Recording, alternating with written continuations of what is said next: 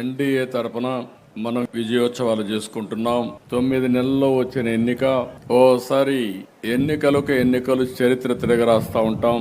2024లో జరిగిన ఎన్నికలు మీరు ఒక్కసారి చూస్తే చరిత్రలో 57% ఓటుతో 93% స్ట్రైక్ రేట్ వచ్చింది. అది ఒక చరిత్ర.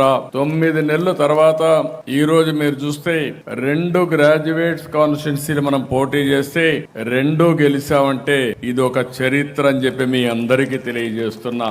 ఇంకో పక్కన ఉత్తరాంధ్ర టీచర్స్ కాన్స్టిట్యున్సీ కూడా వేదిక పైనుండే 3 పార్టీలు 2 అభ్యర్థులకి మనం సహకరించాం.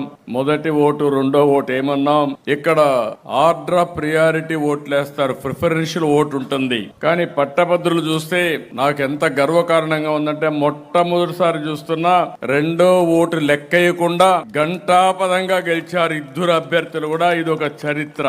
ఈ 2 కాకుండా ఇంకొక 3 పట్టభద్రుల ఎన్నికలు జరిగితే ఆ 3 కూడా గెలిచాం. నాకు తెలిసినంత వరకు ఇంత పెద్ద మెజారిటీలు ఎప్పుడూ రాలేదు. మొట్టమొదటిసారిగా అతి పెద్ద మెజారిటీతో గెలిపించారు. ఇది ఒక మన మీద ప్రజలకు ఉండే విశ్వాసం అని మరొక్కసారి మీ అందరికీ తెలియజేస్తున్నా.